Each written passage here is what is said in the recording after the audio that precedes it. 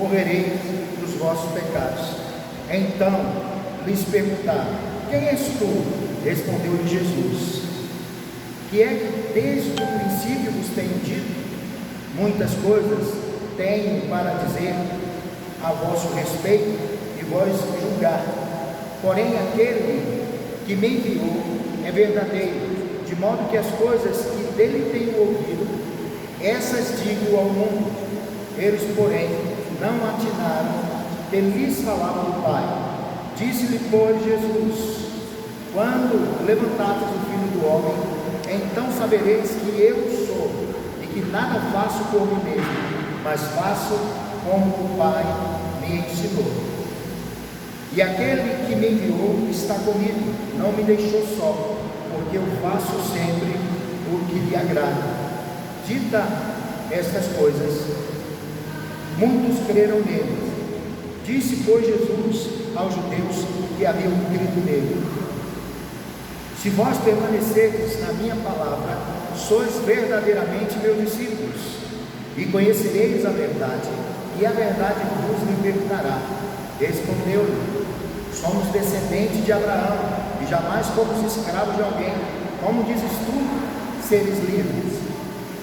Replicou-lhe Jesus: em verdade vos digo, todo o que comete pecado é escravo do pecado. O escravo não fica sempre na casa, o filho sim, para sempre. Se pois o Filho vos libertar, verdadeiramente sereis livres. Amém? Oremos ao Senhor. Pai Santo, te exaltamos, te glorificamos, bendizemos o teu santo nome, porque tu és o nosso Deus. Obrigado, Deus, por tua palavra e por tudo que o Senhor tem feito por nossas vidas. Ó Deus, eu sei que na nossa limitação tentamos oferecer o nosso melhor, Senhor. Ó Deus, eu sei que o Espírito intercedeu por nós, aperfeiçoando o nosso louvor para que chegasse a Ti de maneira agradável. Agora, Deus, em nome de Jesus, pedimos que o Senhor fale ao nosso coração por Sua misericórdia e por Sua graça, em nome de Jesus. Amém, queridos. Bom, queridos, nós queremos nessa noite falar acerca de um tema que nessa geração da pós-modernidade eles tentam pôr em xeque, que são a questão dos valores, dos princípios e sobretudo acerca da verdade. É claro que quando nos propomos a ler esse texto, especificamente essa história, nós temos que entender o que é liberdade, não na perspectiva da geração de hoje, mas na perspectiva de quando os autores bíblicos foram inspirados por Deus e escreveram as Sagradas Escrituras. É na concepção do Evangelho o que é liberdade, porque para muitos a liberdade hoje é alguma coisa que você conquista para fazer exatamente o que você quer. E a proposta de Jesus é que, conhecendo a verdade, nós seríamos livres.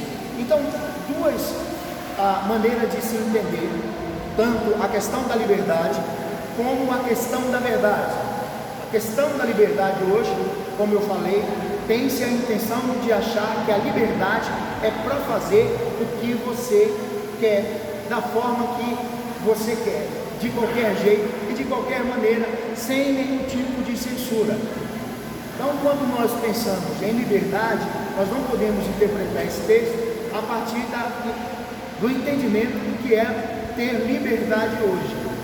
E também, quando falamos em verdade, não podemos começar a interpretar esse texto a partir da compreensão do que é também verdade nos dias de hoje, pós-modernidade, porque para a pós-modernidade não existe mais uma verdade absoluta, porque cada um contém a sua própria verdade, e desde que você não faça mal a ninguém, desde que você não prejudique a ninguém, a sua verdade é a verdade. Quando na verdade, queridos, quando meditamos a partir do que Cristo quer falar acerca da verdade, ela é absoluta e sempre foi. E a verdade, ela é aqui ela é pessoal.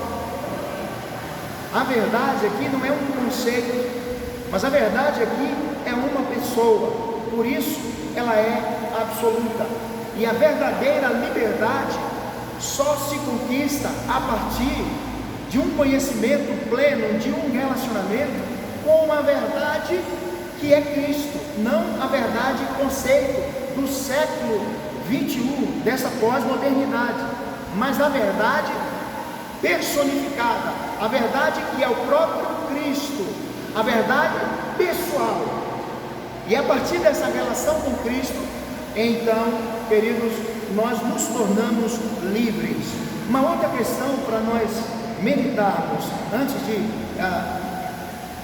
expormos o texto, aqui também Cristo vai falar de uma outra situação, que é acerca da escravidão. Para que a pessoa conquiste a sua liberdade, subentende-se que ela deve estar aprisionada de alguma maneira.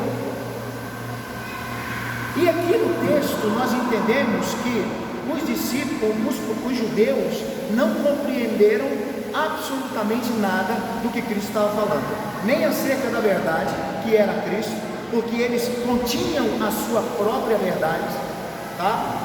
E Cristo não estava se referindo às verdades, conceitos que os judeus tinham, mas sobre a verdade que era uma pessoa, o próprio Cristo. E também eles não entenderam quando Cristo falou acerca de uma necessidade de libertação. Eles não compreenderam e por isso deixaram de ser abençoados, porque não se relacionaram com a verdade que é Cristo, e tampouco descobriu a questão da sua libertação. Porque quando Cristo conversa com os judeus, ele vai dizer o seguinte: olha, como se nós somos filhos de Abraão e nunca fomos escravos de ninguém, como tu dizes que seremos livres? Porque a compreensão era terrena, porque entre o povo de Israel, eles não se vendiam. A ideia era que não se vendessem e que ninguém ficasse dependente do outro, e que havia um sistema político de governo que era para proteger o menos favorecido, que havia um período em que havia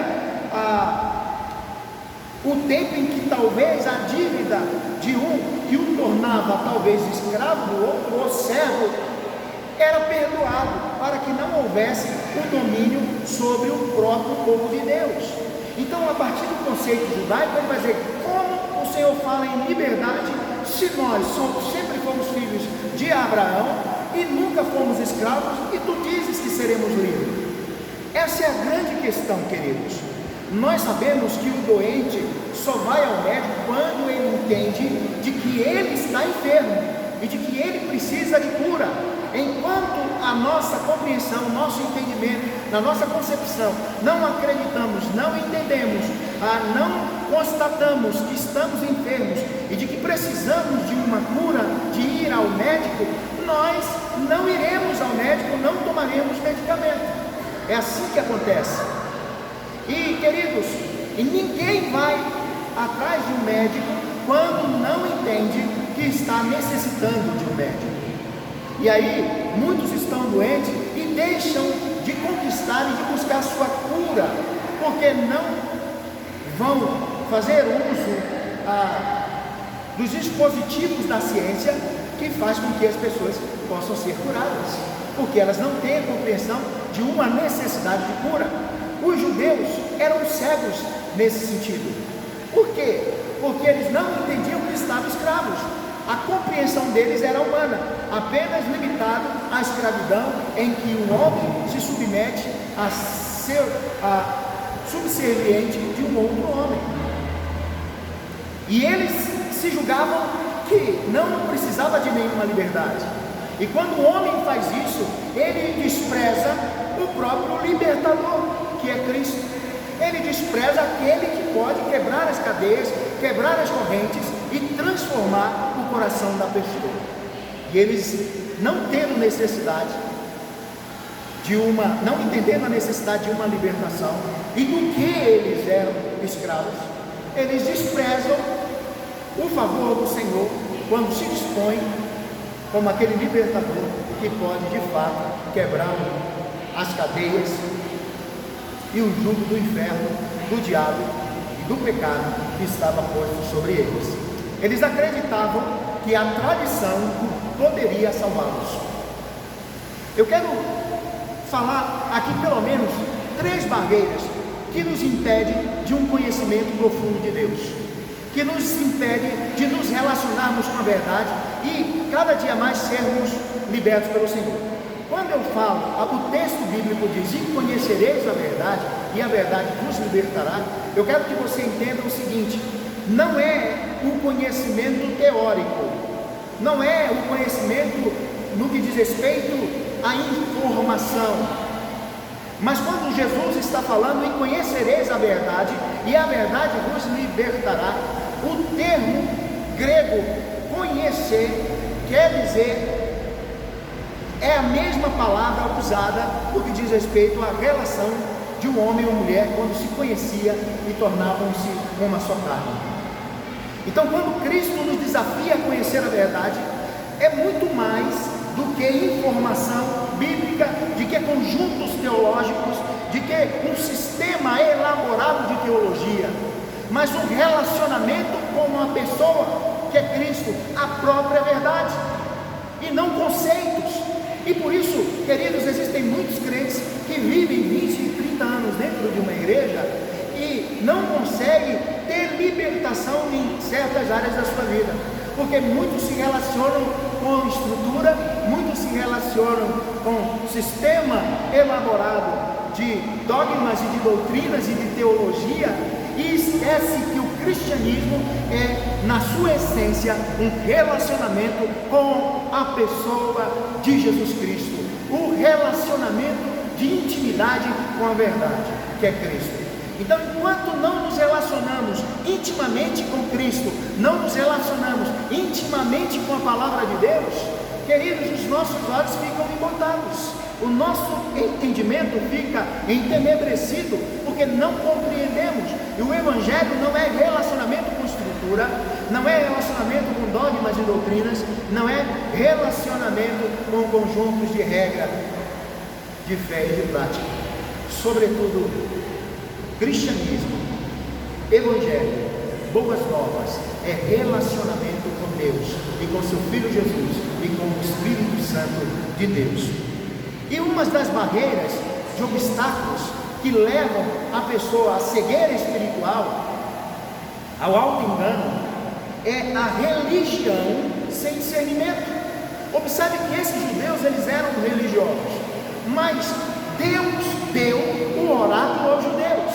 Paulo vai dizer isso em Romanos, que foi dado o oráculo aos judeus, no entanto, eles não receberam uma palavra no sentido de vivê-la, de praticá-la.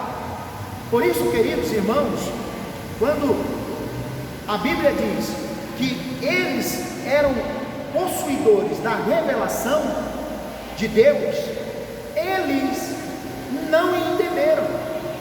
Então, uma religiosidade sem discernimento é um perigo para um relacionamento profundo de Cristo, para conhecer a verdadeira verdade, que é a palavra de Deus. Então, a religião sem discernimento é uma pedra que nos impede de andar em direção à nossa libertação. Quantas pessoas creem absolutamente na religião e depositam sua fé na religião em detrimento das Sagradas Escrituras e até mesmo do próprio Cristo? Quantas pessoas? Então, a religião sem discernimento acaba que se torna um obstáculo para que a pessoa se aproxime da verdade, conheça a verdade e tenha a libertação dos seus pecados. Uma outra barreira é a ortodoxia sem ortopraxia. O que é ortodoxia?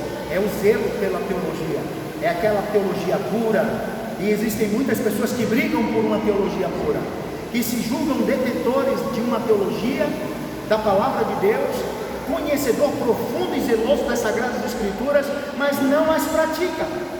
A ortodoxia é um conjunto de ética, é um comportamento físico do corpo, no que diz respeito à moral e à ética. Então, queridos, muita gente, a igreja hoje tem um testemunho medíocre. Quando eu falo igreja, eu me refiro à igreja como um todo, na sua maioria. É uma igreja sem força. Quando nós nos reportamos, pelo menos, a igreja primitiva, nós vamos ver que aqueles homens se doavam, estavam dispostos a morrer por Cristo, e eles queriam ser discípulos.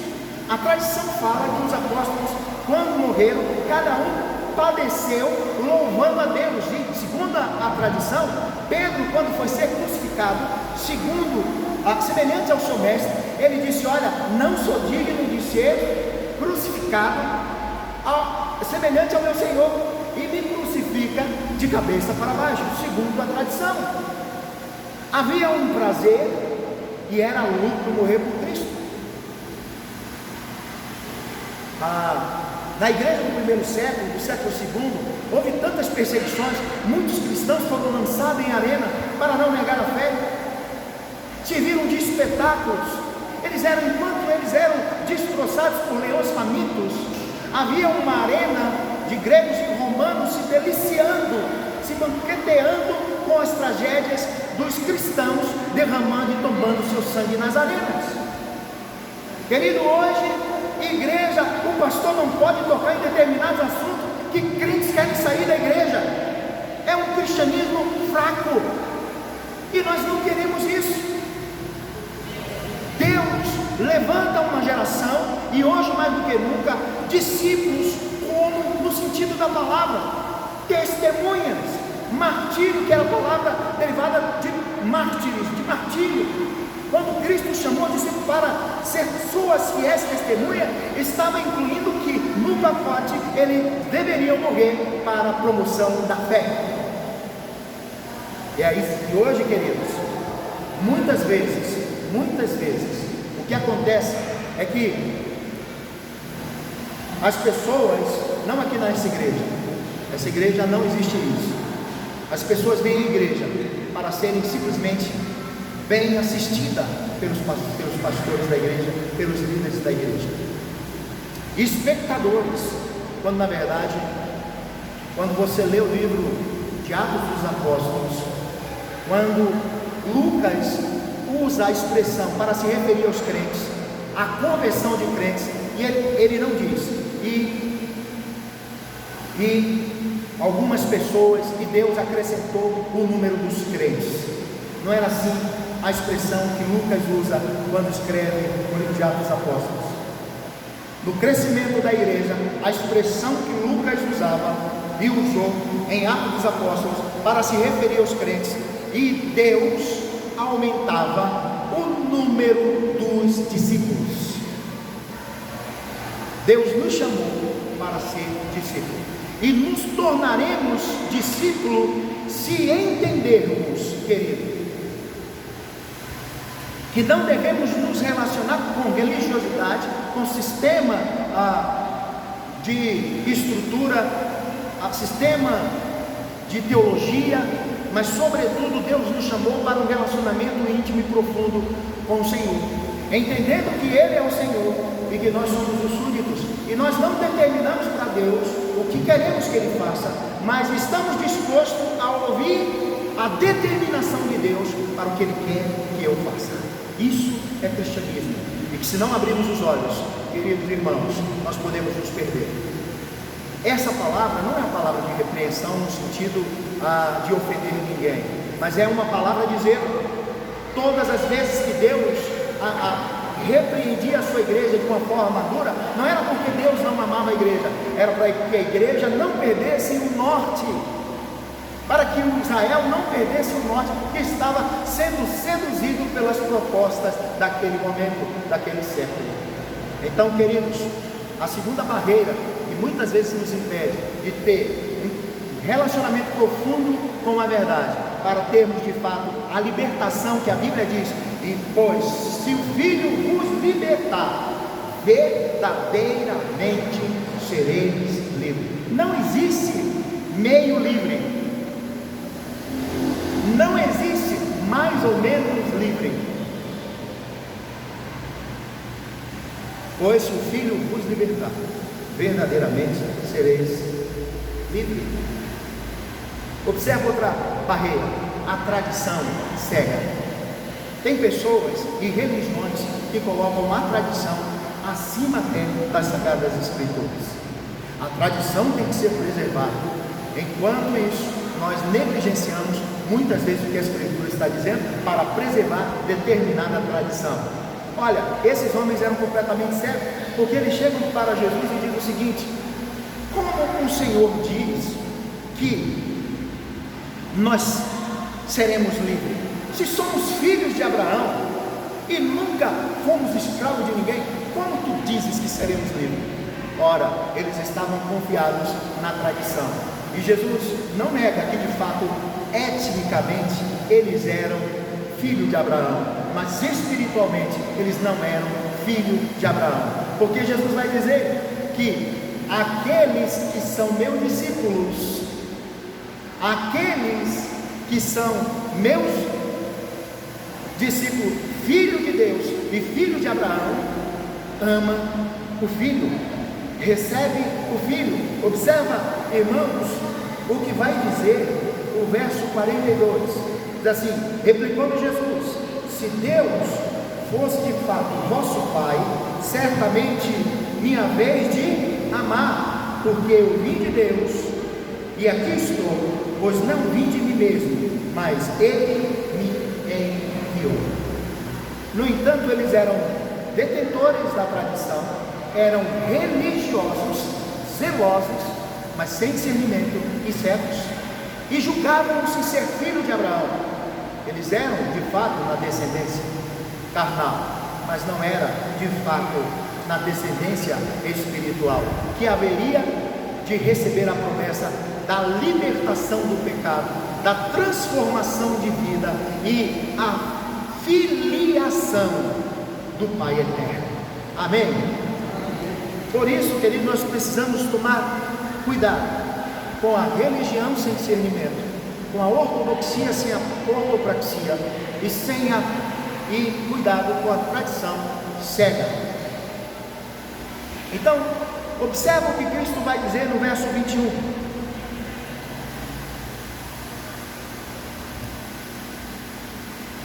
De outra feita, lhes falou, dizendo: vou retirar-me, vós me procurareis, mas perecereis no vosso pecado.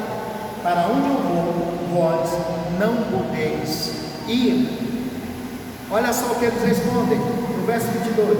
Então diziam os judeus: terá ele, acaso, a intenção de suicidar-se? Porque diz: para onde eu vou, vós não podereis ir. Eles não compreendiam absolutamente nada.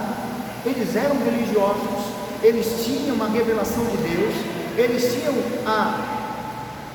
o oráculo que Deus havia dado aos judeus, mas eles não sabiam interpretar a promessa de Deus nas Escrituras, do que tanto os apóstolos, os profetas falaram, as Escrituras falaram, estava diante deles, e eles estavam cegos, dispensando a pessoa de Jesus, o Cristo, o Salvador eterno, para se agarrar à sua tradição religiosa.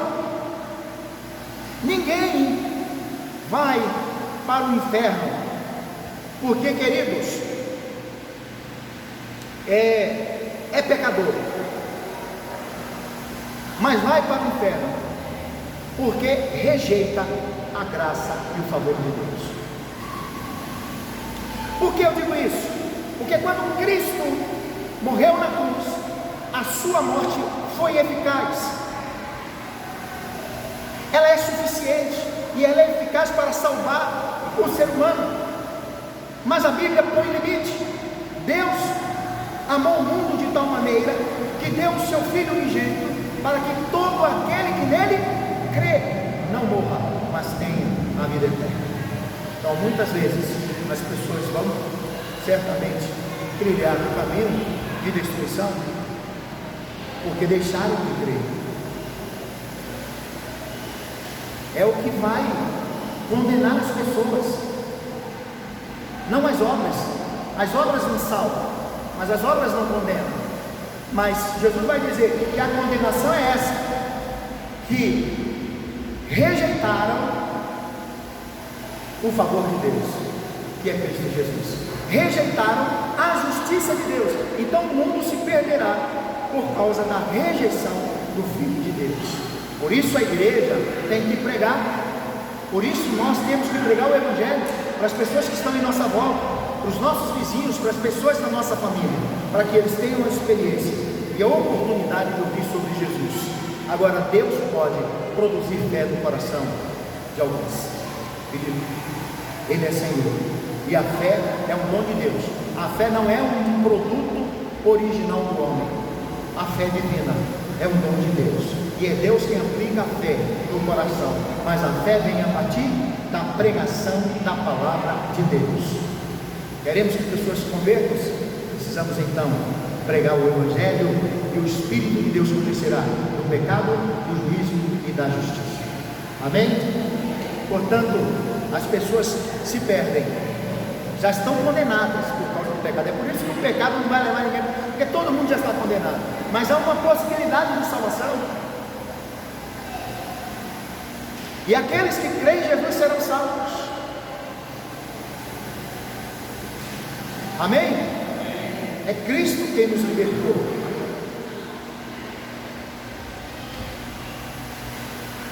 O que Jesus estava dizendo, que ele estava se referindo, era a sua morte. Ele iria morrer, quando ele disse que eles iriam se ausentar, e eles iriam procurar, mas eles não achariam, e padeceriam o seu pecado, porque quando Jesus estava com eles o recusaram. E eles não entendendo ainda, num nível muito carnal, assim, será que ele está pensando em suicidar? Porque diz que aonde ele vai nós não podemos ir. Aí Jesus fala outra coisa: vós sois da terra, eu sou do céu. Jesus está mostrando, primeiro, que sem ele o homem padece e perece nos seus pecados. Sem Cristo não há salvação. O que Jesus também está dizendo é que se o homem não crê na origem de Jesus, está condenado. Se o homem não compreende que Jesus é de fato Deus, enviado por Deus, o Messias, o Salvador, estão condenados. Por isso Jesus diz: olha, eu de fato não sou, vocês são da terra, eu de fato não sou. E eles não aceitavam, a sua religiosidade e a sua tradição o impedia de enxergar Jesus Cristo, o próprio Deus, o Salvador, que estava diante deles. Havia um auto-engano, o auto-engano religioso. Eles não entendiam acerca da escravidão. Então Jesus discorre para eles o que era ser escravo, em que sentido ele estava dizendo em ser escravo. Ele diz o seguinte: quem comete pecado mostra que é escravo do pecado, dominado pelo pecado.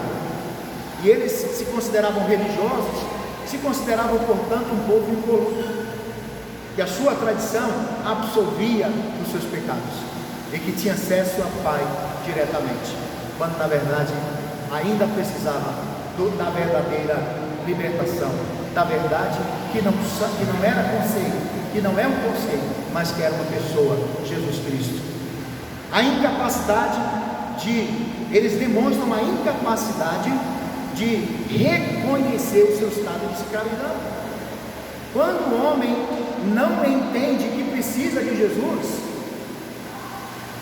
ele fica perdido. Quando ele se acha justo, quando ele não se considera pecador, Jesus disse: eu não vim, os médicos não servem para os sãos, mas para os doentes. Ele disse: eu não vim para o justo, mas eu vim para aqueles que se consideram pecadores e necessitam de um Salvador, e reconhecem que Jesus Cristo é o Salvador da sua vida. Por isso ele diz: e conhecereis a mim, a verdade. Se relacionem comigo e vocês serão libertos. E se o Filho vos libertar, verdadeiramente sereis livres. Primeira lição que eu quero destacar: a verdadeira liberdade não procede dos profetas e nem procede das tradições. Olha o que eles vão dizer: que eles eram filhos de Abraão. E aí então Jesus olha: Abraão e os profetas morreram, mas ele permanece para sempre. A salvação e a verdadeira libertação procede de um relacionamento espiritual e especial com o próprio Cristo Jesus. A verdade que liberta, o relacionamento com Cristo, automaticamente nos torna discípulos de Cristo. Um discípulo de Cristo é aquele que está disposto a tomar sua cruz e segui-lo, independentemente se está tomando prejuízo ou não, e que tem uma fé incondicional e uma obediência incondicional, e não obedece a Deus apenas quando tudo vai bem, mas obedece a Deus também quando tudo dá errado na sua vida. Amém, queridos? Perigo da auto-engano. Primeiro, a verdadeira filiação reflete a qualidade do Pai. E eles diziam que era filho de Abraão, estavam enganados, porque eles não obedeciam a Abraão, a lei que Abraão obedecia, e Abraão era um homem obediente a Deus, e cumpria e fazia a vontade de Deus. Logo, se de fato eles fossem filhos de Abraão, as obras de Abraão acompanhariam as suas vidas. Irmãos, a identificação de um crente genuíno está em sermos semelhantes a Deus, naquilo que Deus permite que sejamos. Não adianta batermos no nosso peito e falarmos que somos cristãos, mas nas nossas atitudes e nas nossas obras não há nenhum indício da característica divina. Portanto, é auto-engano achar que é filho de Deus, mas as obras de Deus não nos acompanham. É perigo. Aquele que de fato é filho de Deus também crê que Cristo Jesus foi enviado por Ele. Então Jesus deixa muito claro isso: e conhecereis a verdade, e a verdade vos libertará. Um discípulo de Cristo se envolve com Cristo. Um discípulo de Cristo ama a palavra de Cristo. Um discípulo de Cristo ouve a palavra de Deus. Um discípulo